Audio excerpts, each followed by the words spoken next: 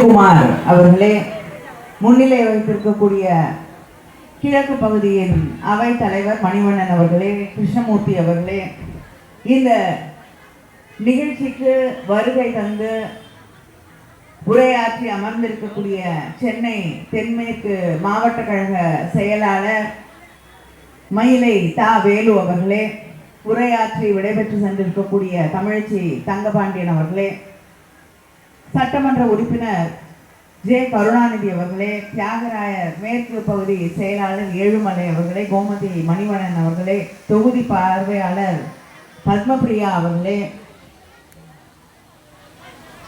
கோசு மணி அவர்களே, சத்யா அவர்களே, பானு சலீம் அவர்களே, மோனிஷா கருணாநிதி அவர்களே, மலர் அவர்களே, வரவேற்புரை வழங்கி இருக்கக்கூடிய தோழப்பன் அவர்களே, பாலகுமார் அவர்களே, செல்வம் அவர்களே, வினோத்குமார், பி குமார், பாரதி, மோகன், பன்னீர்செல்வம், பிரகாஷ், பரமகுரு, சந்தோஷ், பத்மநாபன் அவர்களே, புருஷோத்தமன், சங்கர், வெங்கடேஷ், பரமேஷ், சுந்தரம், ரஞ்சித், சக்திவேல், ராஜ்குமார், பாலமுருகன், சவுந்தரராஜன், ஆசீர்வாதம், புவனேஷ்குமார், தமிழழகன், செந்தில்குமார் அவர்களே, வட்டக்கழகத்தின் செயலாளர்கள் செந்தில்குமார், சக்திவேல், பழனி, தட்சின், ஹரிஹரன், மாரி, வெல்டிங், ராஜா, முரளி, லக்ஷ்மிகாந்தன் அவர்களே, மாமன்ற உறுப்பினர்கள் ராஜா அன்பழகன் அவர்களே, பாஸ்கர் அவர்களே, கார்த்திகா பாஸ்கர் அவர்களே, பகுதி கழகத்தின் நிர்வாகிகள் பொன்னி வளவன் அவர்களே, புஷ்பா அவர்களே, கிருஷ்ணமூர்த்தி அவர்களே,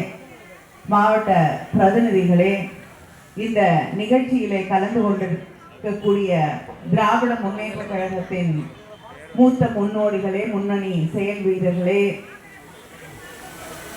இந்த நிகழ்ச்சியில் கலந்து கொண்டிருக்கக்கூடிய இந்த பகுதியில் சார்ந்திருக்கக்கூடிய சகோதரிகளே, சகோதரர்களே, ஊடகத்துறையை சார்ந்த நண்பர்களே, உங்கள் அத்தனை பேருக்கும் என்னுடைய வணக்கத்தை, சமத்துவ பொங்கல் வாழ்த்துக்களை, தமிழ் புத்தாண்டு வாழ்த்துக்களை நான் தெரிவித்துக் கொள்கிறேன். இந்த இனிமையான நேரத்திலே இனிமையான மழை தூறல்களும் வந்து கொண்டிருக்கக்கூடிய ஒரு அழகிய சூழலிலே நாம் நின்று கொண்டிருக்கிறோம். இங்கே பேசியவர்கள் எல்லோரும் நம்முடைய வட்டக்கழக செயலாளர் உடல்நிலை சரியில்லாமல் 10 நாளைக்கு முன்னால் மருத்துவமனையில அனுமதிக்கப்பட்டு எல்லோரும் கவலைப்படக்கூடிய ஒரு நிலையிலே அவர் இருந்தார். ஆனாலும் நான் இந்த நிகழ்ச்சியை நடத்தியே தீருவேன் என்று சொல்லி, நான் நடந்து வர வழியில யாராவது என்கிட்ட சொல்லியிருந்தா நம்பியிருக்க மாட்டேன். ஏன்னா அந்த அளவுக்கு ஒரு ஆர்வத்தோடு இவ்வளவு தூரம் எங்களோட நடந்து வந்து இந்த நிகழ்ச்சி இவ்வளவு சிறப்பாக நடத்தி கொண்டிருக்கிறார் என்றால் அதுதான் திராவிட முன்னேற்ற கழகத்தின் உடன்பிறப்பு என்பதற்கு சரியான உதாரணம்.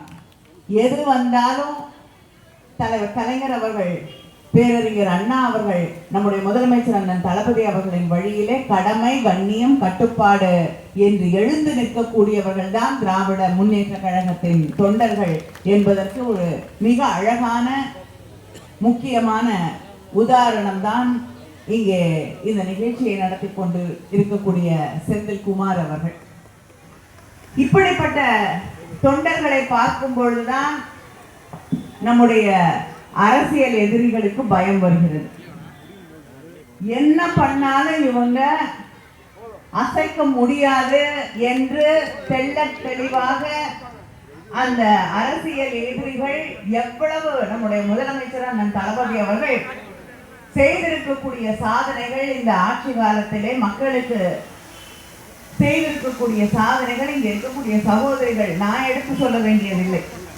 அவர்களுக்கு விடியல் பயணம், இலவசம் கட்டணம் இல்லாத பஸ் பயணமாக இருக்கட்டும், அது மட்டும் இல்லாமல் உங்கள் வீட்டிலே இருக்கக்கூடிய குழந்தைகள், பெண்கள் படிக்க போகும்போது, கல்லூரியிலே படிக்கும் போது, அரசு பள்ளிகளிலே படித்த அந்த பிள்ளைகளுக்கு மாதம் 1000 ரூபாய் புதுமை பெண் என்ற அந்த திட்டத்தின் வழியாக, இளைஞர்களுக்கு தமிழ் புதல்வன் என்ற அந்த திட்டத்தின் வழியாக மாதம் 1000 ரூபாய் படிக்கணுங்கிறதுக்காக நான் கூட வரக்கூடிய வழியில சொல்லிட்டு வந்தேன், பொங்கல் பானையிலே விறகு வைத்து எரித்து கொண்டிருந்த பொழுது யாரா இருந்தாலும் அவங்க கண் கலங்கியது, ஏன்னா கண் எரியுது இல்லையா.